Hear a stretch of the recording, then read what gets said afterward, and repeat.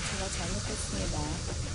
그냥 아들 같은 생각하고 했지만 그들에게 상처가 됐다면 그 형제나 그 부모님께 죄송합니다. 성실히 조사받겠습니다.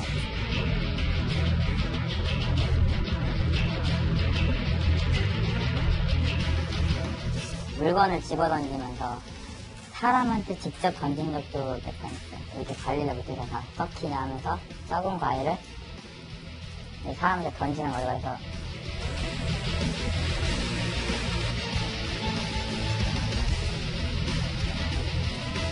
곧 인사가 날 거라고 하고 보직을 못 받으면 자동 전역인 상황인데 인사가 연기되는지 아니면 다른 보직을 받으시는 건지 그 두 가지밖에 없잖아요. 그걸 지금 검토하고 있습니다. 자, 이번 코너 김태현 변호사 모시고 함께 이야기 나눕니다. 김태현 변호사 어서 오십시오. 네, 안녕하십시오. 자, 공관병 갑질 의혹으로 이 세상을 발칵 뒤집어 놓은 박찬주 사령관의 부인, 오늘 처음으로 이 언론의 모습을 드러냈습니다. 군 검찰에 출석하면서 조금 전에 잠깐 들으셨죠? 아들같이 생각했다. 내가 아들같이 생각해서 했던 거였다. 라고 했습니다. 그 출두 장면 다시 한번 보겠습니다. 공관병 괴롭혔다는 그동안의 혐의에 대해서 인정을 하시나요? 예, 제가 잘못했습니다. 그냥 아들 같은 생각하고 했지만 그들에게 상처가 됐다면 그 형제나 그 부모님께 죄송합니다. 성실히 조사받겠습니다. 썩은 토마토나 전 맞은 공관병한테 하고 싶은 말 있으세요? 아니, 그런 적은 없습니다. 본인이 여단장급 이상이라고 생각하세요? 아닙니다. 절대 아닙니다. 박찬주 사령관이 이 얘기에 대해서 알고 계셨나요? 이런 논란에 대해서? 모릅니다. 그리고 감사관 때 대면 조사. 자, 지금까지 언론에 보도됐던 썩은 과일을 던지고 막말을 하고 망신을 주고 인격적으로 모독했던 그 부분에 대해서 아들같이 생각해서 그랬다. 그런데 상처 줬다면 미안하다라고 앞부분에 얘기하고 그 다음에 과일 던졌냐라고 했더니 그런 적 없다고 합니다. 어떻게 들으셨습니까? 자기가 한 행동을 아직까지 부인을 하고 있으면서 네. 그러니까 최소한의 어떤 변명거리를 만들어낸다는 게 오히려 더 국민들의 화를 돋우는 말이었다라고 생각을 합니다. 네. 많은 사람들이 많이 분노했던 여러 가지 얘기들 중에서 특히 자신의 아들들도 군생활을 하고 있었잖아요. 네. 근데 불러다 놓고 자기의 아들들 대접하라고 공관병을 시켰잖아요. 운전면허로 네. 시키고 자기 아들 간식거리 안 챙겨줬다고 그 간식거리를 자기 공관병들한테 집어던졌다는 얘기를 듣고 있었는데 네. 그럼 그 아들과 그 아들은 뭐가 다른 아들이냐 그렇죠. 이런 생각을 할 수밖에 없는 저는 아직도 지금 상황 파악을 못하고 계신 것 같습니다. 글쎄요. 한 사람은 그냥 장군의 아들이라는 것밖에는 다른 게 없군요. 아들은 똑같은 아들인데 장군의 아들은 다른 공관병들의 이 수발을 들고 대접받고 그랬던 이야기입니다. 자, 과일을 던진 적도 없고 본인을 여단장이라고 생각한 적도 없다라고 박찬주 대장의 부인은 얘기하고 있습니다. 혐의를 전면 부인하는 것 같은데 그래도 외부에서는 지금 계속 추가 갑질이 계속 드러나고 있죠. 아니 근데 뭐 혐의는 부인하는데 그러니까 국방부에서 얼마 전에 조사 결과 발표할 때 보면 세 가지 나눴잖아요. 네. 추가 조사 해야 되겠다. 여단장 그 부분은 이제 추가 조사에 들어가 있는 거. 그다음에 양측의 진술이 일치해서 확인 부분, 그리고 양측의 진술은 다르지만 사실로 확인된 부분도 보면 빈대떡 던진 거, 그 다음에 온갖 것들에 대한 사실관계를 확인하지 않았습니까? 그렇게 보면 저 부분은 뭐 박찬주 대장 부인의 일방적인 어떤 변명이라고 보고, 그런데 네. 말씀하신 추가로 이제 발표한 부분들, 물론 이 부분은 어제 오후에 군인권센터에서 기자회견을 통해 가지고 밝힌 것이기 때문에 네. 아직 국방부의 진상 조사가 끝나지 않았기 때문에 사실관계는 조금 더 지켜봐야 확정이 되겠지만 일단 군인권센터에서 밝힌 내용들을 좀 보면요. 예전에 7군단, 지금 이제 국방부 장관 하기 전에 7군단장 있을 때 했던 얘기들입니다. 뭐, 공관병에게 너 같은 게 요리사냐? 머리는 장식이냐? 머리를 교체하고 싶다. 네. 이런 막말을 했다는 부분들이 있고요. 네. 그리고 뭐, 텃밭작물 재배를 지시했다든지, 그 다음에 식당 메뉴 없는 음식을 주문했다. 그러니까 고기를 먹고 있는데 갑자기 야 내가 회가 먹고 싶어 이렇게 얘기를 한 겁니다. 네. 그럼 가야 되잖아요. 누가 갑니까? 공관병이 가서 그렇죠. 가야죠. 가가지고 장군 보고 사다 드세요 이럴 수는 없잖아요. 네. 그러니까 노량진 수장시장 가서 회 구매해서 먹었다는 것이고 네. 그다음에 한정식을 좀 잘 먹고 싶다 그래가지고 돌솥까지 구매했다. 뭐 각종 이제 갑질들이 있는 거 아니겠습니까? 네. 그리고 이제 경기병하다 텃밭작물 재배를 지시했다는 그런 내용도 있고요. 개인 꽃부장을 운영했다. 네. 이런 새로운 갑질 내용들을 어제 군인권센터에서 폭로를 한 겁니다. 저 부분들은 육군 대장일 때가 아니라 7군 단장 재임 시절의 일입니다. 네. 자, 그런데 최근에 이 박찬주 대장이 다녔던 교회에 과거에 거기서 이제 했던 이야기들, 간증이라고 하죠. 그런 동영상이 있었던 것으로 확인됐으나 방송에서는 사용할 수 없다고 교회 측에서 거부를 했기 때문에 저희가 방송으로 보여드릴 수는 없습니다. 하지만 그 내용은 간단하게 소개를 좀 드리겠습니다. 자, 종교 부흥에도 나섰었던 적이 있다고요. 근데 초코파이를 가지고 종교 부흥에 나섰다. 이게 무슨 얘기입니까? 그러니까 예전부터 이제 우리가 그 교회에 나가면 군대에 네. 있었을 때 교회나 아니 다른 곳에 가도 초코파이 같은 걸 나눠줬지 않습니까? 네. 그래서 초코파이가 이분은 거의 기적의 음식이다라고 네. 하면서 초코파이를 적극적으로 나눠서 군 병사들을 교회를 끌고 오면 그 사람들이 다 제대하고 나면 다 기독교인이 될 게 아니냐. 그래서 네. 2035년 정도면 우리 국민 한 3,700만 명, 75%를 다 기독교인으로 만들겠다. 그게 개인적인 비전이었다라는 겁니다. 그런데 네. 그렇게 그런 어떤 신앙의 기품까지 좋아요. 뭐 우리나라는 종교의 자유가 있고 그렇죠. 군인이라고 할지라도 교회에 가서 저런 말씀을 하신 거니까. 네. 하지만 그런 말씀을 하시기 전에 밑에 가장 가까운 사람들에게부터 먼저 사랑을 베푸셨어야. 기독교에서 가장 강조하는 게 사랑 아닙니까? 네. 근데 지금 저분이 교회를 다니셨다는 얘기 듣는 바람에 교회 다니는 지금 사병들이 교회 안 간다 그럴까 봐 걱정이에요. 저는. 네. 일단은 뭐 훈련소 또는 군대에서는 이 초코파이를 병사들이 좋아하는 건 사실입니다. 그런데 이 초코파이를 가지고 이 복음화, 군 복음화를 하겠다. 현재 정체된 기독교의 성장을 초코파이로 부흥을 하겠다. 라면서 이야기를 했던 동영상이 교회 홈페이지에 있었는데 지금은 내린 상태입니다. 세상을 너무 단순하게 보는 것 같지 않습니까? 네. 저 박찬주 대장이 세상을 보는 시각이 너무 단순하게 보는 거죠. 아, 이거 신도를 늘려도 어떡하지? 군인들은 초코파이를 좋아하니까 초코파이 막 나눠주면 교회를 다닐 거야. 굉장히 단순하게 보는 거죠. 말은 표현을 안 하지만 예전에 이제 우리 개돼지 발언들 한 번 있었잖아요. 네. 교육부에서. 그러니까 그런 표현은 하지 않았지만 저는 그렇게 국민들은 개돼지야라고 말했던 그 시각과 표현은 알지만 저는 동일한 시각에 세상을 보는 시각 자체가 좀 동일하다고 봐요.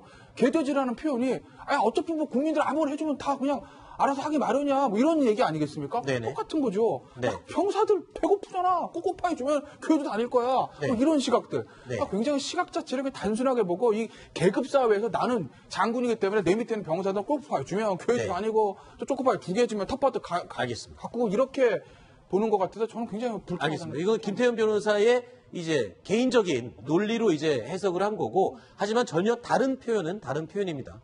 하지만 이제 뭐 초코파이를 가지고 전도를 한다라는 논리적인 좀 구조는 비슷한 게 아니냐, 이런 식의 의견을 내주셨습니다. 자, 그런데요, 이 국방부에서도 이 갑질 의혹에 대해서 공식적인 입장을 내놨습니다. 국방부의 입장 들어보시죠. 현재 현행 그 법 구조 속에서 군에서 계속 수사하는 방안을 지금 검토를 하고 있습니다. 수사를 계속 검찰에서 한다는 거는 기소까지 한다는 말씀이신가요? 그거는 수사를 해봐야 되지 않겠습니까? 예. 미쳐가지고. 자, 이 사건을 두고요, 주말에 이 내용이 지금 굉장히 논란이 됐습니다. 자, 박창주 대장의 이 관련 사건을 군 검찰에서 조사할 것인지 아니면 일반 검찰로 넘겨서 조사를 할 것인지 이 부분이 지금 논란이 되고 있습니다. 근데 국방부에서는 지금 계속 군 검찰에서 조사를 할 것이다 라는 입장을 지금 밝힌 것 같거든요. 이렇게 되면 제 식구 봐주기 아니냐, 감싸기 아니냐, 군 내부에서 우리가 알아서 조사하겠다, 이런 뜻이 아니냐, 이런 의혹이거든요. 그냥 워낙 군에 대해서 지금 좋지 않은 시각들이 많이 네. 쏟아지고 있고, 또 이제 군 인권센터나 이런 데서는 왜 압수수색이라도 빨리 해야지, 이거 그냥 내버려두고 있느냐라는 얘기도 하고 있고, 또 부인 같은 경우도 아직까지는 참고인 신분이다 보니까 봐주기 아니냐라는 그런 얘기도 나오고 있는데, 네. 저는 그렇게 보고 싶지는 않고요. 국방부에서 상황의 엄중함을 모르진 않을 겁니다. 오히려 저 말은 반대로 네. 군 검찰이 아니라 민간 검찰에 조사를 한다는 건 박찬주 대장이 예편을 해서 민간인 신분으로 돌아간다는 얘기입니다. 그렇죠. 지금 전역 신청서를 수리한 다음에 하고 네. 그렇게 하게 되면 오히려 엄중한 수사라든가 사실은 처벌이 더 어려울 수도 있지 않느냐. 우리가 군 내에서 정확하게 수사를 하고 군도 지금 명예회복을 해야 되는 상황이기 때문에 그런 부분까지 빠짐없이 수사를 하겠다라는 쪽으로 지금 봐야 될 상황이지, 지금같이 지금 여론이 뜨거운 상황에서 군에서 봐주게 하려고 혹시 군에서 그냥 내부에서 적당히 마무리 지으려는 그런 의도로 저는 해석하고 싶지는 않습니다. 이게 더군다나요. 물론 뭐 약간 논란의 여지 있지만 지난번에도 뉴스 탑10에서 보도를 했지만 저 박찬주 대장이 뭐 독사회다, 네. 알짜회다 그런 얘기지 않습니까? 그러면 사실은 독사회라든지 알짜회가 이제 맞다고 하면 그 부분은 어떻게 보면 이 저희가 사건이 독사회가 맞다고 했지 알짜회라고 얘기는 안 했어요. 알짜회, 독사회요. 그러니까 사실 독사회란 조직에 대해서 뭐 실체에 대해서 여러 가지 얘기들이 있지만 어쨌든 지난 정권에도 이 박찬주 대장이 사실 그 인사에 있어서 좀 승승장구했다는 그런 보도가 이어지고 있기 때문에 그렇게 되면 정권이 바뀐 상황에서 이 박찬주 대장은 이 사건이 아니더라도 다음 인사에서 과연 잘 될 수 있을까라는 약간 퀘스천 마크가 붙었던 건 사실이에요. 그렇다고 보면 지금 상황에서 정권이 바뀐 이 마당에 박찬주 대장을 군 검찰에서 제 식구가 저를 감싸겠는가? 저는 오히려 아니라고 봐요. 어차피 지금 군 개혁이라든지 그런 부분들이 있기 때문에 이 사건이 그 청와대와 국방부 입장에서는 군, 육군, 특히 육군을 중심으로 이 군 개혁의 시발점이 될 수도 있는 사건이거든요. 그렇기 때문에 오히려 군 검찰에서 수사를 하게 되면 역차별이라고 불릴 정도로 아마 가혹한 결과가 나올 가능성이 저는 높다고 보기 때문에 국방부에서 이 사건은 예전처럼 뭐 우리 제 식구 감싸기 이렇게 할 수 있는 사안은 저는 아니라고 봅니다. 오히려 좀 더 민간 검찰하는 것보다 더 가혹한. 근데 한 가지 또 걸리는 부분이 있습니다. 박찬주 사령관의 부인은 군 검찰에서 조사를 받는 한은 어디까지는 해서 참고인으로밖에 조사를 받지 못하잖아요. 민간인이기 때문에. 그럼 민간인 박찬주 부인 같은 경우에는 그 검찰, 군검 검찰 수사 기록을 공유한다는 방법도 가능하죠. 민간인으로서 이첩을 시켜놓았어 박찬주 부인은 나중에 기소를 할 때는 따로따로 기소를 할 수밖에 없겠지만 지금은 사실은 중요한 게 박찬주 대장의 부인이 갑질은 더 많이 했지만 그게 가능했던 게 결국 박찬주 대장의 뒤에 있었기 때문 아니겠습니까?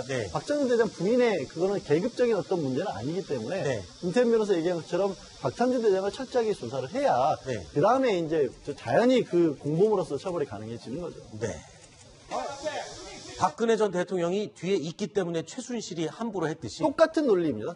박찬주 사령관이 뒤에 있기 때문에 그 부인이 저렇게 함부로 갑질을 했다. 논리는 비슷한 것 같습니다. 알겠습니다. 자, 그런데요. 이 공관병 갑질에 대해서 제대로 된 수사와 처벌이 시급한 이 상황에서 일주일 만에 국회에 복귀한 홍준표 대표가요. 박찬주 갑질에 대해서 한마디 논평을 했습니다. 바로 이 논평입니다. 군 개혁을 명분으로 좌파 단체가 중심이 된 고발 사건이 난무한다. 군 장성을 여론몰이로 내쫓고 있다라고 논평을 했습니다. 이재명 차장, 이거 무슨 소리입니까? 그러니까 지금 이 공관병들, 갑질 피해를 받았던 공관병들, 이 좌파 단체가 중심이 된 고발 사건이라고 표현을 했고요. 그리고 군 장성을 이 언론들이 여론몰이로 몰아내고 있다. 이렇게 평가를 했습니다.